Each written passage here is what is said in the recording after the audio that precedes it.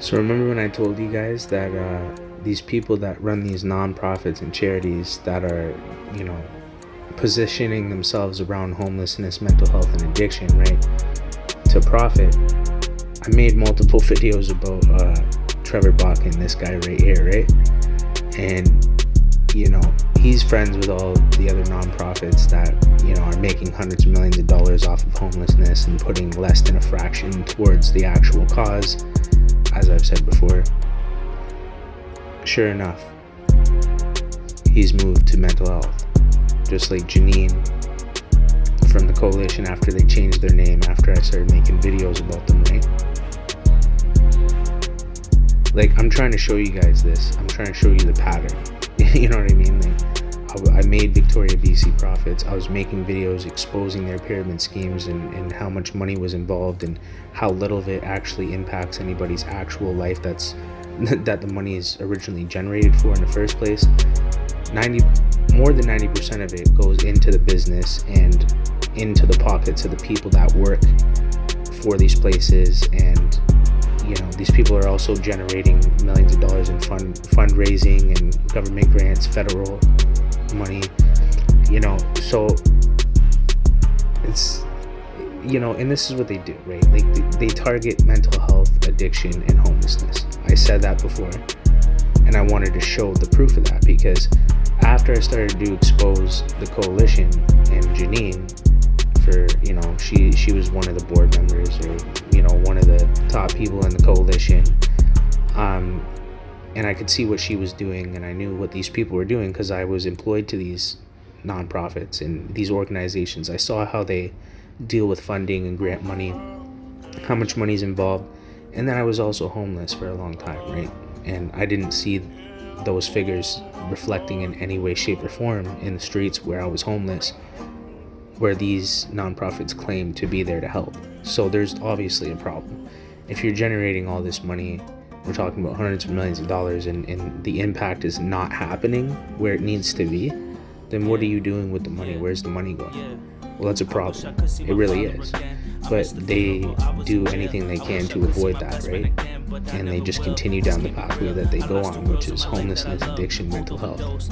And they target these things because it's easy to target these social issues and raise funds around them and profit from them, develop businesses around them, because people are compassionate towards these things. So these people exploit that through nonprofits and charities. It's a well-known fact. Everybody knows about it.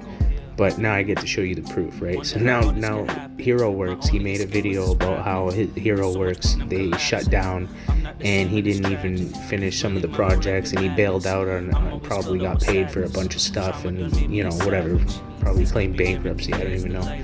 But he made this fake video, him fake crying. I made a video about it. I'll tag it at the end of this video, and you can just see how fake he is and how fake these people are. But I went through homelessness and experienced abuse from a lot of these places and the shelter staff and everything like that. So, you know, I realized that I had a responsibility to spread some light onto this stuff, and it's very difficult to prove to the public, or it's very difficult to have real evidence and prove these things to people that it's happening, because you would have to go through the experience yourself of homelessness and experience the abuse, and then get employed to a related field, and then see how the money works, the financial aspect of nonprofits and charities work. And then you would have to look at the figures and compare that to, you know, what you went through and when it came to homelessness. That's the only proof that you're going to have. It's the only way you're going to see the bigger picture and understand that obviously there's something wrong. And then it would lead you up to that point to figure out how to understand the financial aspects of nonprofits and charities. And then you would see that the numbers that are being generated don't reflect in the services or in the places that they should. And then that would lead you down a pathway of trying to figure out where the money's going. And then you would see some of these main players like Trevor Botkin and other people that have registered nonprofits and charities, and then you start to realize when you see their lifestyles and their vehicles and their houses, and you're like, oh, okay, well, that's where all the money is going, right? So then you become enraged if you've been homeless like me, because that's painful.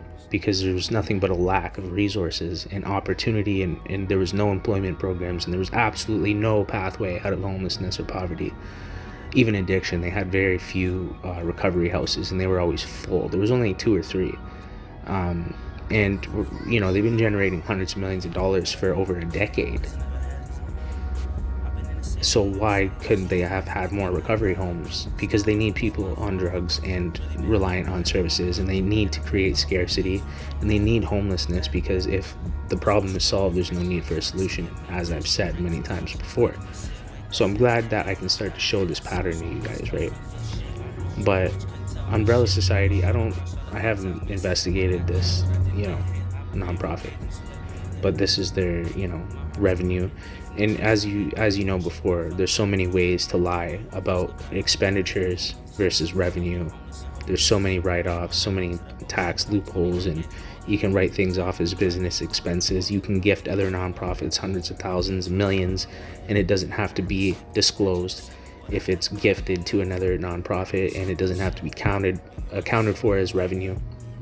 So there's so many different ways that you can get away with fraud using a nonprofit as the front, or the charity, right? And that's what all these guys do, and they position themselves in front of the money.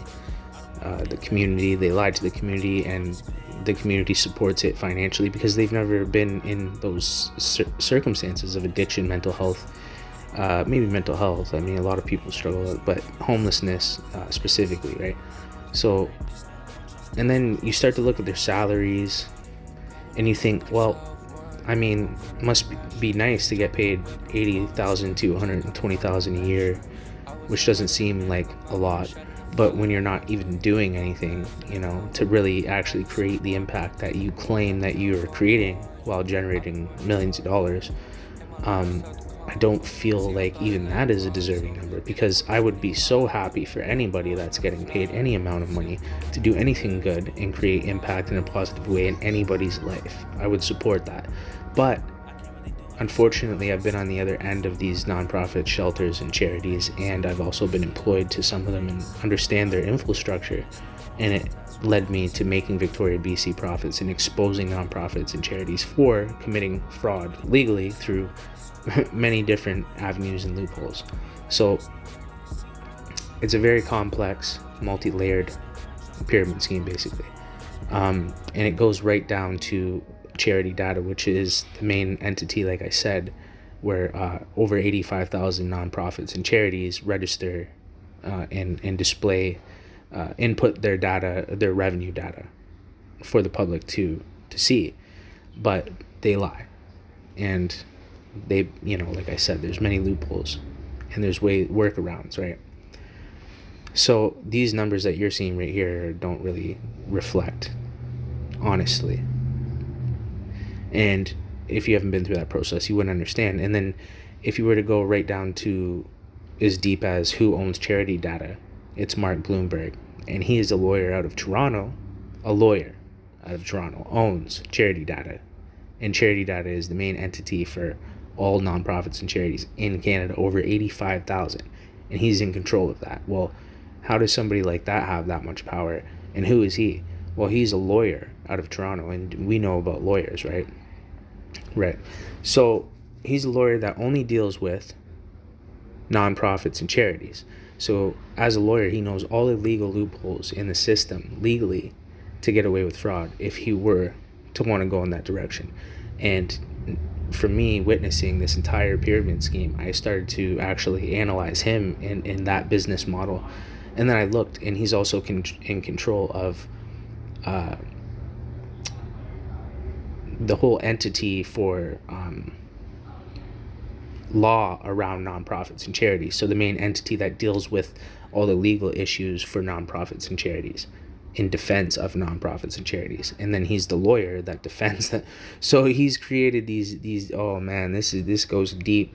I had to do a lot of research to figure this out, but I knew if there was something wrong at the bottom level of the nonprofits and where the money actually is supposed to be reflecting in the lives of the people it was generated for, specifically for these social issues, right? it led me all the way up to that point, and I found corruption throughout the entire process. I could see it so vividly. I understood what they were doing. Everything started to make sense. I understood how a nonprofit is built with their board of directors and the chair and the treasurer and all this. It's a lot of education, right? It takes a lot of effort and time, and the average person is not going to do this.